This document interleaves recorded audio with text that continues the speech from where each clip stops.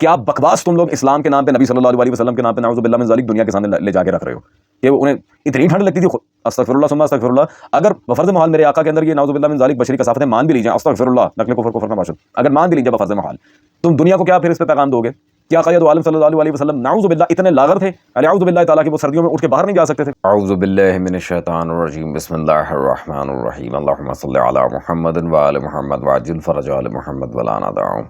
تمام مومنین کو جعلی مدد. والسلام علیکم ورحمۃ اللہ وبرکاتہ. سامعین محتشم، بلا شبہ ٹائٹل آپ لوگ ڈیفینیٹلی دیکھ چکے ہوں گے. منگول جیلمی علیہ اللعن والعذاب نے جو رسول اللہ صلی اللہ علیہ وسلم کے بارے میں گستاخانہ الفاظ بولے ہیں اپنی ویڈیو کے اندر، وہ انتہائی قابل مذمت بھی ہیں، اور اس بندے پر سیدھا سیدھا بے ادبی رسول صلی اللہ علیہ وسلم کا ہی حکم آتا ہے. چونکہ ان کے مکتب میں، ان کے مشرب میں اور ان کے مسلک میں یہ بکواسات بہت زیادہ پھیل چکی ہیں. سم ہاؤ نبی صلی اللہ علیہ وسلم کو اپنی طرح کا بشر اور کثافتوں سے ناپاک استغفر اللہ ربی وتوب الیہ ان لوگوں نے ماننا ہے. لا حول ولا قوت الا باللہ. ہم تو سوچ بھی نہیں سکتے. خیر، اس خناس نے جو بکواس کی آپ اس کی ویڈیو دیکھیں، اس کے بعد انشاءاللہ تبارک و تعالی ہم آپ کی خدمت میں جواب پیش کرتے ہیں. شان ہی کچھ اور نے، ٹھیک ہے. آپ علیہ السلام کا پیشاب مبارک المعجم الکبیر طبرانی چاہتا ہے، ابو داؤد بھی اودی سند موجود ہے، اور باقی حدیث جڑی ہے مجموع الزوائد امام ہیثمی نے لئی ہے، اور المعجم الکبیر طبرانی دے اندر موجود ہے کہ اللہ نبی علیہ السلام، اور اس دی سند ابو داؤد بھی ہے، اتنا حصہ ابو داؤد بھی موجود ہے. البانی نے زبیل زین نے صحیح کہا کہ نبی علیہ السلام دا ایک لکڑی دا پیالہ سی جو آپ دے چرپائی دے تھلے ہوندا سی، سردی اٹھ کے باہر نہ جانا پہ آپ وہ پیشاب کرتے سن، تے آپ دی کوئی ایک خادمہ سی، انہوں نہیں سی پتا، وہ نویں نویں آئی سی، انہیں وہ پانی پی لیا. استغفر اللہ ربی وتوب الیہ. لا حول ولا قوت الا باللہ. نبی صلی اللہ علیہ وسلم انہوں نے کوئی پیالہ رکھا سی اپنے بستر تھلے، وہ باہر نہیں سن جاندے، چارپائی تھلے پیالہ رکھا سی تو پتہ نہیں کی. یعنی کہ بیسیکلی اس کا یہ لیکچر پنجابی میں تھا جو مجھ تک پہنچا ہے. اینڈ آئی واز شاکڈ، خدا کی قسم I was totally shocked after watching his lecture. نبی صلی اللہ علیہ وسلم اپنی چارپائی کے نیچے نعوذ باللہ من ذالک کوئی لکڑی کا باؤل رکھتے تھے. جب آقا دو عالم صلی اللہ علیہ وسلم سردیاں آتی تھیں تو بار بار اٹھ کے انہیں باہر نہیں جانا پڑتا تھا، اسی میں نعوذ باللہ ثم نعوذ باللہ من ذالک وہ بولو براز کا ان کا وہ معاملہ استغفر اللہ ربی وتوب الیہ. یعنی کہ نبی صلی اللہ علیہ وسلم اپنے بستر پہ بیٹھے بیٹھے ہی نعوذ باللہ من ذالک یہ استغفر اللہ ثم استغفر اللہ باتھ روم والا جو لا حول ولا قوت الا باللہ. سامعین، بیسیکلی اس چیز کو ہم تو خیر سوچ بھی نہیں سکتے. مکتب اہل البیت صلوات اللہ علیہ اجمعین سے تعلق رکھنے والے جو اہل معرفت اہل البیت و رسالت پناہ صلی اللہ علیہ وسلم ہیں، ہم تو کبھی تصور بھی نہیں کر سکتے اس گھٹیا ترین چیز کو، استغفر اللہ.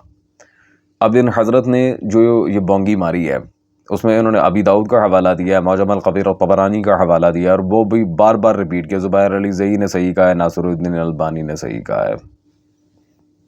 واہ، اس بندے کی زندگی زبیر علی زئی سے شروع ہوتی ہے، ناصر الدین البانی پہ آگے ختم ہو جاتی ہے ماشاءاللہ سے. اور منگول جی علمی صاحب، ان کے علاوہ بھی دنیا ہے، آپ کو کروڑ دفعہ بتایا، خدا را ان بندوں سے باہر بھی نکلیں، ان کے علاوہ بھی دنیا موجود ہے، لیکن نہیں جی، پھنسے ہوئے ہیں زبیر علی زئی اور ناصر الدین البانی کے اندر ہی، اور دیگر وہابیوں کے اندر. بندہ کیا کہے. اب نبی صلی اللہ علیہ وسلم کے بارے میں یہ نور و بشر کا جو معاملہ ہے اس پر تو مستقل علماء اہل سنت کتابیں لکھ چکے ہیں، جیسے مفتی احمد یار خان نعیمی صاحب کی کتاب ریکمینڈ کروں گا آپ کو، جاء الحق. یہ اس میں تفصیل کے ساتھ انہوں نے بحث کی ہے اور ان جیسے جاہلوں کا جواب بھی دیا. اور سامعین گرامی قدر، جو اس کتاب پر اعتراضات وارد ہوئے تھے اس کا حال ہی میں علامہ سعید اللہ خان قادری صاحب نے جواب لکھا ہے، سعید الحق فی تخریج و شرح جاء الحق. تو یہ بھی آپ کے سامنے موجود ہے واضح طور پہ. اب سامعین گرامی قدر، ایک مسئلہ تو یہاں پر یہ رہ گیا کہ نبی صلی اللہ علیہ وسلم کے بارے میں یہ جو حضرت نے کہا ہے، تو الحمدللہ ثم الحمدللہ مکتب اہل بیت صلوات اللہ علیہ اجمعین اس ساری گندگی اور کثافت سے آقا دو عالم صلی اللہ علیہ وسلم کو بالکل مبرہ، منزہ اور پاک مانتے ہیں. اور بقول آقا دو عالم صلی اللہ علیہ وسلم، یہ میرے پاس عالم ربانی جناب حسنین سابقی نجفی رحمہ اللہ تعالیٰ کی کتاب موجود ہے، قواعد الشرعیہ. اس میں صفحہ نمبر 340 پر یہاں پر واضح حدیث موجود ہے کہ نبی صلی اللہ علیہ وسلم نے خود فرمایا، بے شک ہم گروہ انبیاء صلوات اللہ علیہ اجمعین سے وہ برات صادر نہیں ہوتا جو بشر سے صادر ہوتا ہے. اللہ اکبر. براج یعنی کہ بھائی بولو پراز واش روم وغیرہ ہے, many more things like that. سامعین محتشم, تو نبی صلی اللہ علیہ وسلم کی واضح حدیث اس امر پر بالکل واضح تائید لے کر آئی ہے کہ آقا دو عالم صلی اللہ علیہ وسلم ہوں یا بقیہ انبیاء علیہم السلام, ان سے یہ بولو براز کے سلسلے بالکل کسی قسم کا کوئی تعلق نہیں رکھتے. منگول جیرمی صاحب تو خیر پیدائشی سی چیز کی ہیں, بہرحال حجت الہیہ سے اس چیز کا صدر ہونا نعوذ باللہ من ذالک اٹس ٹوٹلی امپاسبل.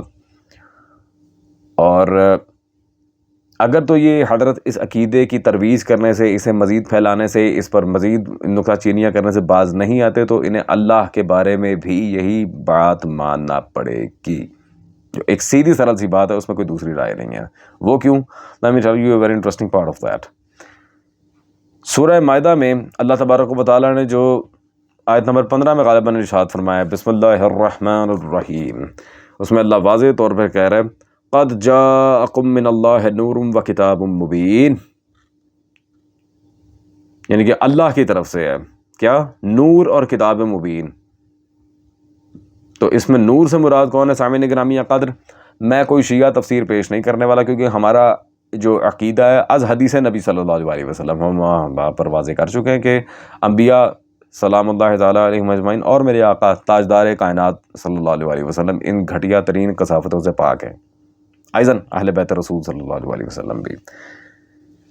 تو بہرحال ہم آیت پیش کر رہے تھے. اب اس آیت کے بارے میں منگول جیرمی صاحب کے فیوریٹ بابوں میں سے ایک, جنہیں اپنا استاذ بھی مانتے ہیں, ڈاکٹر اسرار ناسبی, اس کی یہ تفسیر میرے پاس موجود ہے, بیان القرآن حصہ دوم.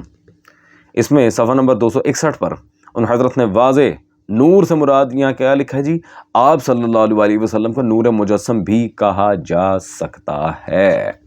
نور مجسم سامعین گرامی قدر صرف نور بالحاظ ہدایت نہیں جو یہ بونگی مارتا ہے. نور مجسم, مجسم نور کا کیا مطلب ہوتا ہے؟ مطلق طور پر نور, فقط بالحاظ ہدایت یا تبلیغ نہیں, مطلق طور پر ایز اے اسپیشیز نور. الحمدللہ. اب نور میں اس طرح کی کثافت ہے, اگر ماننی ہے تم نے نعوذ باللہ من ذالک, تو بیٹے پکا ہی پھنسو گے, کیونکہ اگر تو نبی صلی اللہ علیہ وسلم بروئے قرآن نور مجسم ہے اور پھر بھی تم یہ گھٹیا چیزیں ان میں مان رہے ہو, تو پھر الحمدللہ ثم الحمدللہ تمہارے کفر میں کسی قسم کا شک نہیں رہنا, کیونکہ یہ چیزیں تمہیں اللہ کے بارے میں بھی ماننا پڑیں گی. وہ کیسے؟ قرآن سے ثابت کیے دیتے ہیں. سورہ مائدہ میں سامعین رسول اللہ صلی اللہ علیہ وسلم کو اللہ نے کیا کہا؟ نور. اور اپنے بارے میں اللہ نے سورہ نور کی آیت نمبر 35 میں کیا فرمایا؟ بسم اللہ الرحمن الرحیم, اللہ نور السماوات والارض, اللہ زمین و آسمان کا کیا ہے؟ نور. سامعین محتشم برادران اہل سنت, جو بھی ان حضرت کو سنتے ہیں, میں قطعی منع نہیں کرتا کہ نہ سنیں یہ ایسا ہے یہ ویسا ہے, no I don't have any right about that. لیکن میں ایک چیز آپ کی خدمت میں پیش کر رہا ہوں جو سیدھی سرل سی بات ہے. اگر تو آپ ان حضرت کو سن رہے ہیں اور یہ بڑا قرآن حدیث کی رٹ لگائے بیٹھے ہوتے ہیں, تو الحمدللہ ہم بھی قرآن سے استدلال کر رہے ہیں. نبی کو سورہ مائدہ میں اللہ نے کیا کہا؟ نور. خود کو اللہ نے سورہ نور میں کیا کہا؟ نور. نور مجسم میرا مصطفیٰ صلی اللہ علیہ وسلم. اگر ان کے اندر یہ بکواس ماننی ہے تو پھر اللہ کے اندر بھی مانو اور الحمدللہ ایمان سے خارج ہو جاؤ. اب تو قرآن ہے نا بھائی, آپ کسی ضعیف موضوع یا مقطوع سند حدیث کا ہم نے یا تاریخی روایت کا کوئی حوالہ نہیں دیا, یہ قرآن ہے, آیت پڑھ رہا ہوں. ابھی بھی اگر آپ کو خوشی نہیں ہو رہی تو پھر سبحان اللہ. اور صریح الفاظ ہے, کوئی کنایتاً بات نہیں کی میں نے, صریح الفاظ ہیں. خیر, اور سامعین محتشم رسول اللہ صلی اللہ علیہ وسلم میں خصائص الوہیت, تجلیات توحید ربانی کے ہونے کا سب سے بڑا ثبوت ہم آپ کی خدمت میں پیش کرنے والے ہیں ان کے اپنے ڈیڈی کی کتاب سے. ایک اور ان کے بابا جی مودودی صاحب, ان کی یہ کتاب میرے ہاتھ میں اس وقت موجود ہے, اسلامی نظام زندگی اور اس کے بنیادی تصورات. مودودی صاحب کی کتاب اسلامک پبلیکیشن سے چھپی ہے, صفحہ نمبر 41. اس میں وہ نبی صلی اللہ علیہ وسلم کے اور قرآن کے اندر ارتباط جب پیدا ہوتا ہے تو اس لحاظ سے وہ واضح کہتے ہیں, میں کہتا ہوں کہ اگر یہ اسی کے دل و دماغ کی پیداوار تھی تو اس کو خدائی کا دعویٰ کرنا چاہیے تھا. اللہ اکبر.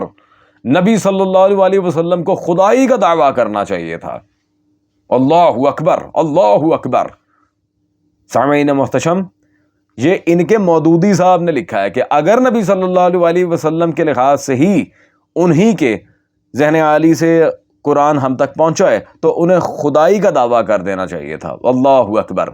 تو کچھ اس طرح کے خصائص ذات مصطفیٰ صلی اللہ علیہ وسلم میں تھے تو تمہارے بابے نے کہا نا کہ آقا یہ دو عالم صلی اللہ علیہ وسلم کو نعوذ باللہ ثم نعوذ باللہ دعویٰ یہ خدائی کر دینا چاہیے تھا. اب اس کے بارے میں کیا خیال ہے منگول جیرمی صاحب یا مودودی صاحب پہ کفر کا فتویٰ لگائیں گے اب آپ؟ Do you have such guts? لگاؤ پھر ادھر بھی کفر کا فتویٰ لگاؤ. شرم کرو، شرم کرو، حیا کرو، غیرت کھاؤ.